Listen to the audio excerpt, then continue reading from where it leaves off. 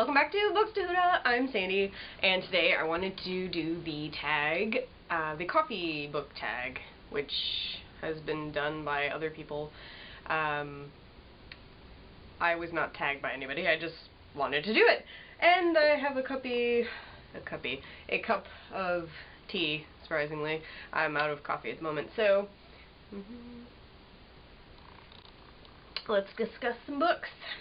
Okay. Old school paper here.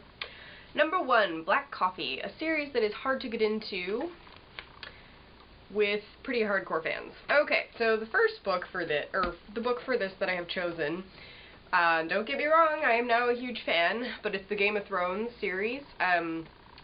I watched the show first. I've seen all the way through season 4, so no spoilers, please. I have read the first 2 books, and I want to keep reading them, but they are so...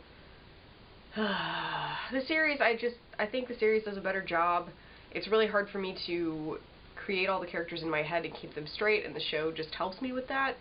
So, I have the 3rd book, but I'm not sure I'll ever read it, because I just enjoy the TV show so much more, and this just feels like pulling my teeth out. There are great moments in the books, I think, and I like knowing what they have changed in the series, but I think I might stick to the TV series. Number 2, Peppermint Mocha, a book that gets more popular during the winter or festival time of year. I did what Between Chapters did with this and decided to go for a more pumpkin spice latte, what do you read in the fall type of question, and for the past couple of years I've been reading / watching Ray Bradbury's The Halloween Tree, and I can't believe I've never actually finished the book. It's so short. I sit down and read like the first 45 pages and then I don't finish it. So this year I will pick up from where I left off last year and hopefully finish it. The movie is one of my favorite childhood movies. It's only like 60 minutes. Hot Chocolate, your favorite children's book. Definitely The Egypt Game by Zilpha Keely Snyder. Keatley, I'm sorry. I read this book so many times as a child. Sadly, my actual copy has gotten lost. I bought another copy, and I'm really sad. My copy was smaller and purple, and I probably read it at least 10 times as a kid. I want to read it again this summer. It's a Newbery Honor book. I was introduced to this by my 3rd grade teacher, and she and I vowed to go to Egypt together one day. I don't think that will ever happen, sadly, but I can't wait to read this again. It's about a group of kids that sort of create ancient Egypt in their backyard shed. They each pick a monarch to be, and I think April is the main character. She always wears fake eyelashes and dresses up really strange and pretends she's this Hollywood actress. I identified with her a lot as a kid. Number 4, Double Shot of Espresso, a book that kept you on the edge of your seat from start to finish. I was torn between this set of books and Divergent, but I ended up choosing the Vampire Academy books. I had to force myself to stop reading in the middle of the 4th book because I was not getting my homework done because I was just reading these instead. Yes, the series is cheesy, and the writing is not that great, but I really love the characters and the action and the plot, and I should probably finish this over the summer because if I ever tried to read them again during the school year, I would just never get anything done. Starbucks, a book you see everywhere. I do not own this book, and it's kind of in my background TBR, but it's The Girl on the Train.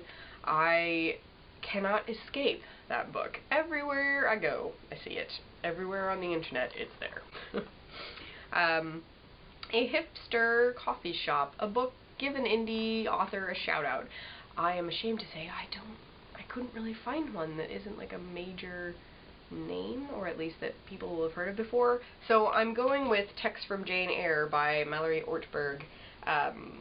She runs the Toast.net, I believe, and these are really funny. It's texts that fictional characters would send to each other if they had cell phones, like adapted from the text of books. I think my favorite ones are Jane Eyre because Rochester writes in all capitals, which is pretty perfect. So this is pretty great. If you're a lover of like classic literature, you will find that hysterical. Oops, Accidental Decaf, a book I was expecting more from. So, I kind of want to talk about this in more detail, but Throne of Glass by Sarah J. Maas, I was really, really hoping would be phenomenal, like my next superpower series that I was in love with, and I just really wasn't. Then I read the back flap of the book and found out that she had been writing that book for about 10 years, and that explains why the writing at the end of the book felt so much better to me than the writing at the beginning of the book. I felt that Selena's character, she flopped around a lot, like, oh yes, I'm gonna sit around and kiss what's his name, spoilers, and then, oh, nope, never mind, that's not gonna happen. However, I read the last maybe 120 pages of the book in one shot, and I was really starting to enjoy it, so I decided to give Crown of Midnight a go.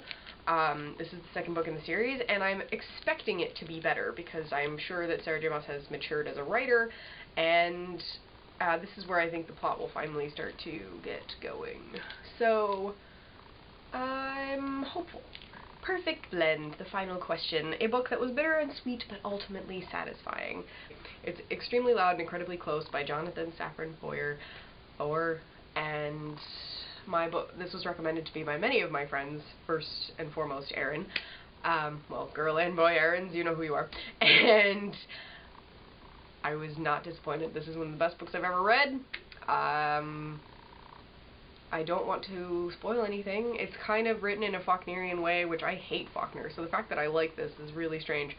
But I think this book makes the material more... Like, Faulkner, I think, goes out of his way to obfuscate his story, whereas Foer manages to make the book even, like, you feel it in your bones rather than digesting it with your mind. Let that metaphor just go where it needs to go. So, if you would like an emotional roller coaster and a fantastic book, pick up a copy of this. I think there are multiple covers. I like this one quite a bit.